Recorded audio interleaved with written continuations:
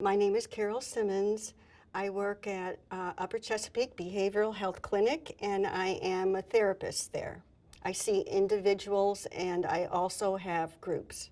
I'm going to be presenting information regarding working with difficult clients, validation, the importance of understanding the ethical consideration with our words, and the importance of other ethical considerations considering social media. Validation is a way of being able to express to an individual, a client, or a friend or a family member that I am listening to you, that I am acknowledging you, that I hear you, that I understand you.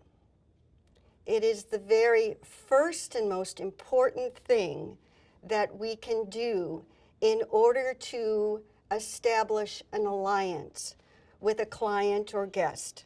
You focus on understanding them first, and for them to know that you are truly listening to them. There's validation 1, 2, and 3. It's pretty simple if you break it down to small parts. So first of all, the first level of validation is listening. You have eye contact. You have at least a half smile on your face, but you look bright and interested, and you are able to connect with hearing. Your ears are open. You're not multitasking on the phone, looking at what's going on here, writing all kinds of notes, doing other things. You are listening to the client. That is the first and most important validation strategy.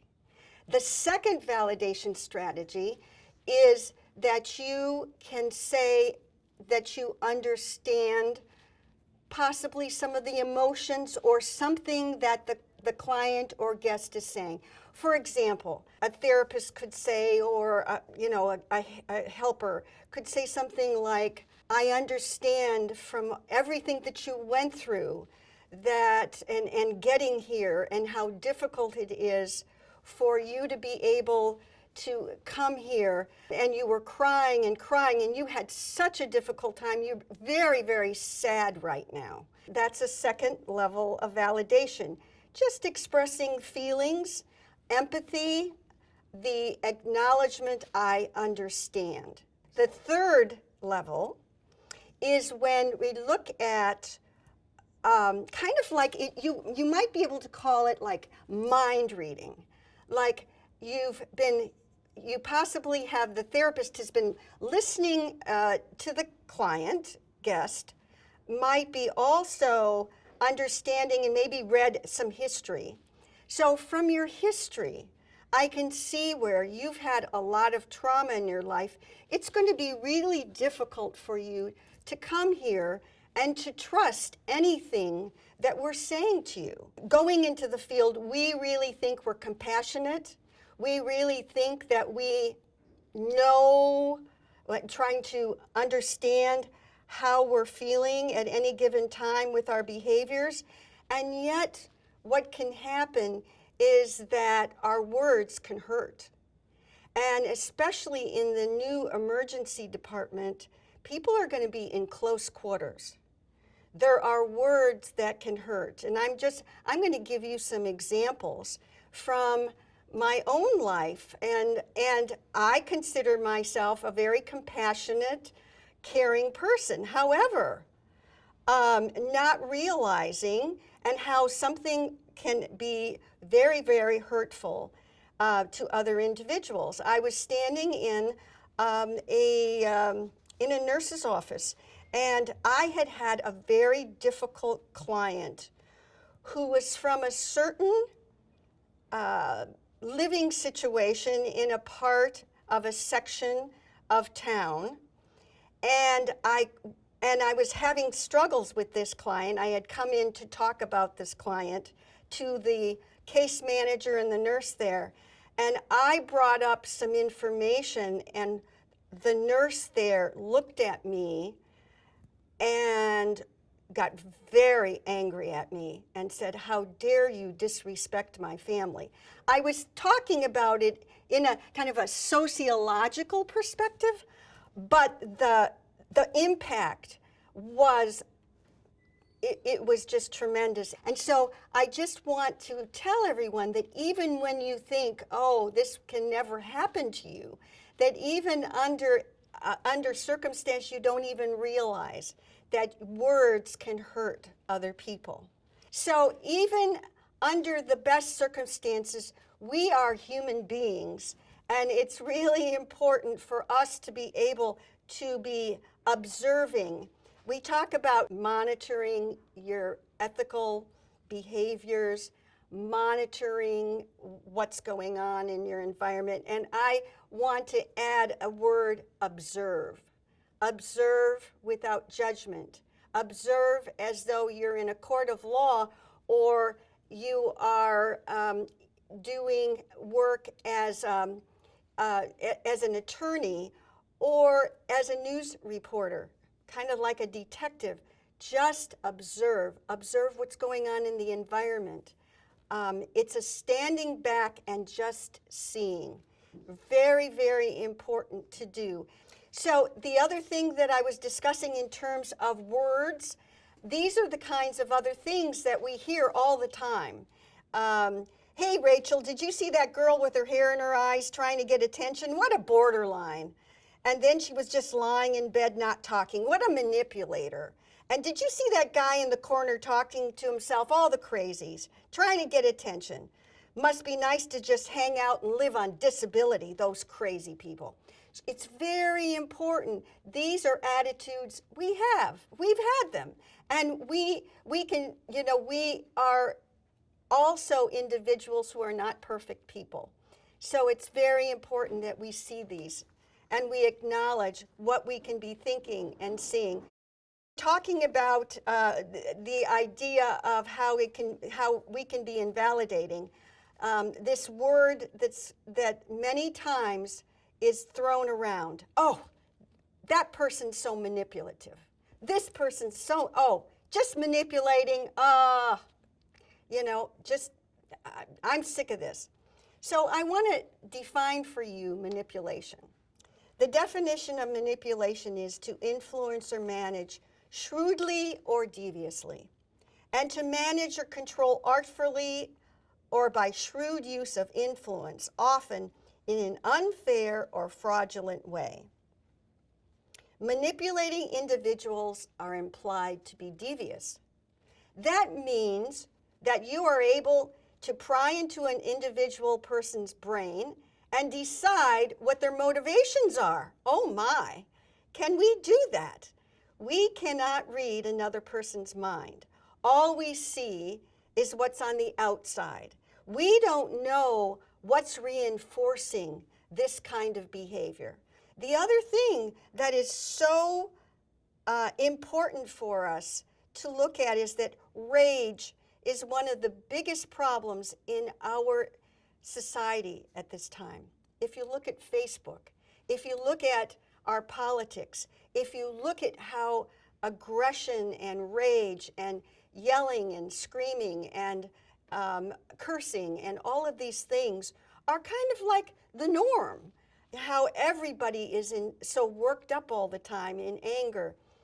What we look at in DBT is that anger is a secondary emotion to other things. And when we can see our guests, our clients, they may be in rage, but there's another feeling, fear, desperation, lots of frustration, lots of other feelings underneath this rage.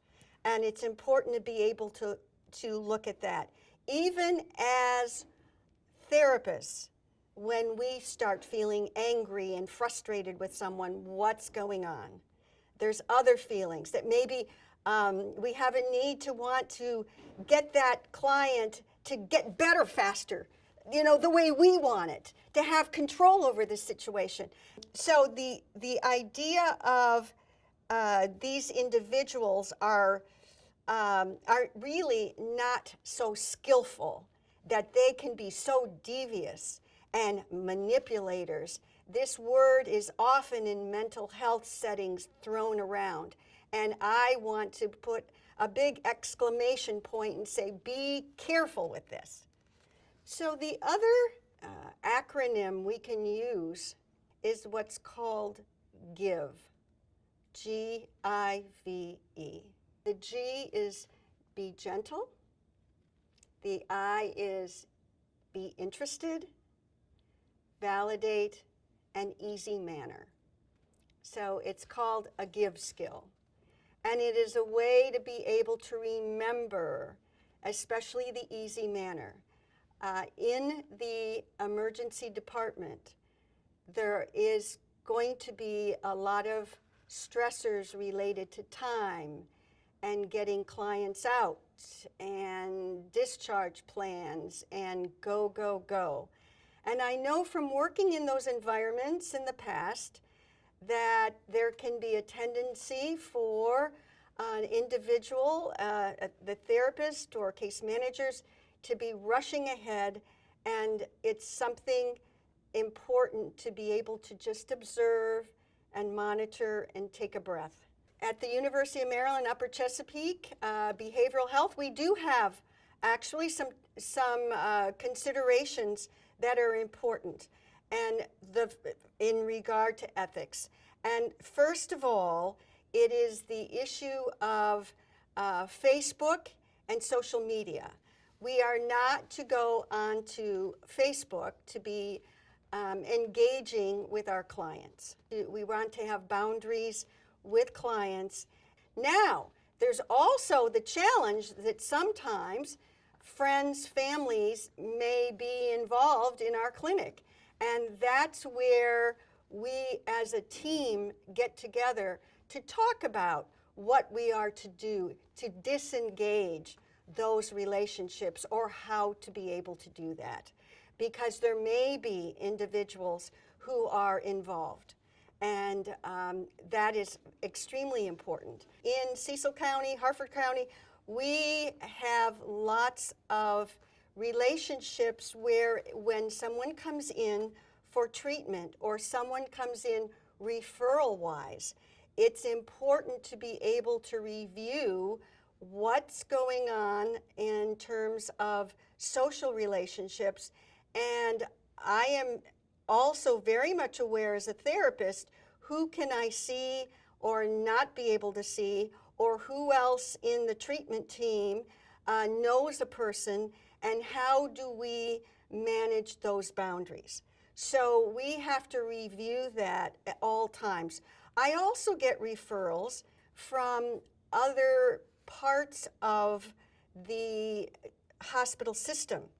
And so that is an extremely important boundary, sometimes even meeting in a different part of the hospital or somewhere else, making sure that there are referrals out of the hospital setting for those individuals, keeping confidentiality, sometimes even confidential names. So those are really important issues to be aware of. The hospital system monitors who goes into medical records. This is extremely serious. And so those are very firm boundaries that we keep in that area. Now, the other thing is that we also, as professionals, need to be aware of what do we do on social media? What kinds of things are we saying? How are we acting? What kind of pictures do we put up there? Where are we? Are we on Twitter? Are we on Instagram? Are we on Facebook?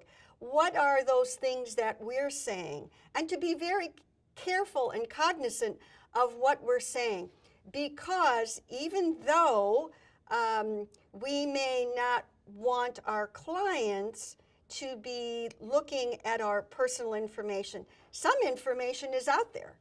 And we do need to be very aware of those issues in order to uphold our professionalism. So with documentation, The idea that I brought up about just observing, just observe, kind of like a detective, kind of like the court of law, really is important with documentation. Documentation is important because we want to make sure that we are clearly stating what we did, what was the status of the client guest, and what are the future plan for this client guest. However, we do not want to use judgmental words. We don't want to be talking about malingering, manipulating. We want to be very clear. The facts, ma'am, nothing but the facts. And so when we're talking about the facts, we state very clearly this client is oriented ×4.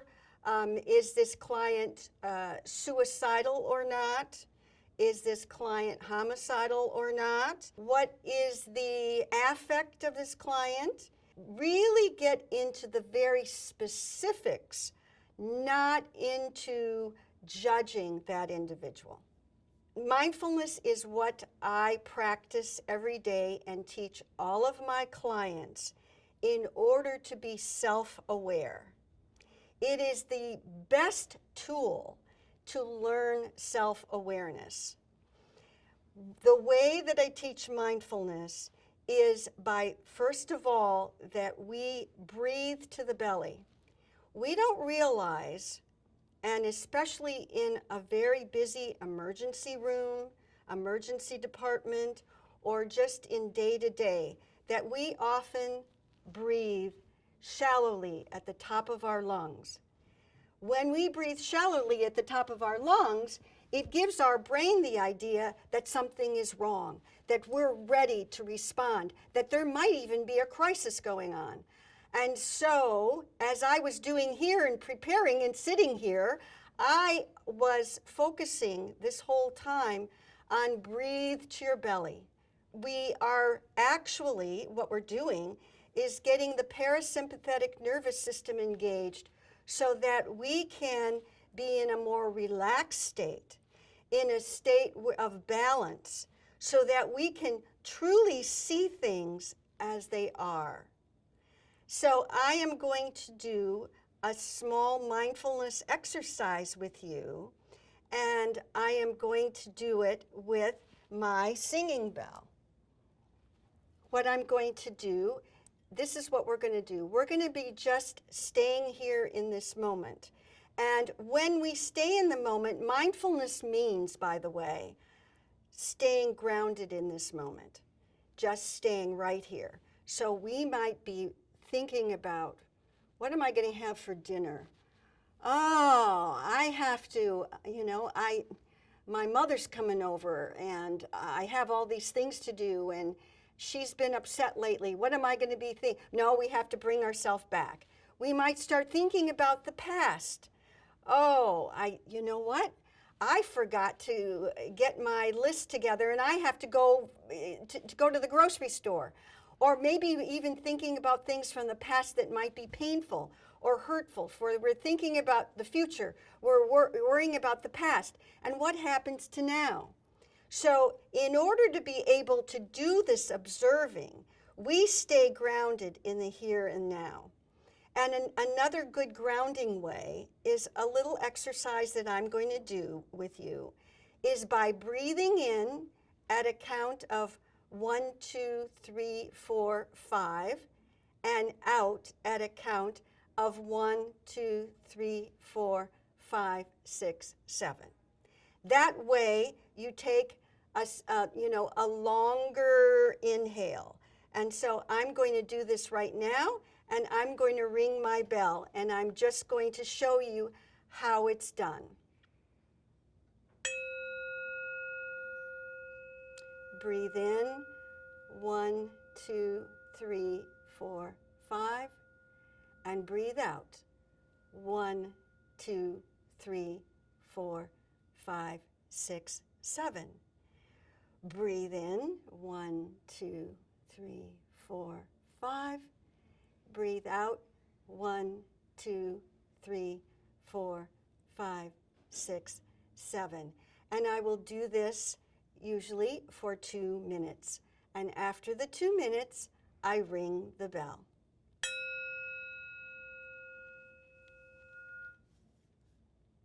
I do believe that the level of anger and frustration that is now spewing in our society, in our country, is very high, and it's so important that we look at as a goal is to work on management of emotions and understanding that anger is usually, unless somebody is coming after us, attacking us with, some kind of weapon or whatever, or going to hurt us, that safety-wise, that anger is a secondary emotion to some other emotion that is on our mind and bothering us.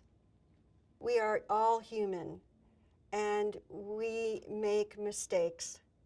And the most important thing is to be able to work with those mistakes, acknowledge that you're human, acknowledge that there is a team and we need to be looking at our team for support, and that we will get through with the help of our team and with supervisors to be able to deal with the day in, day out process of working with clients and guests.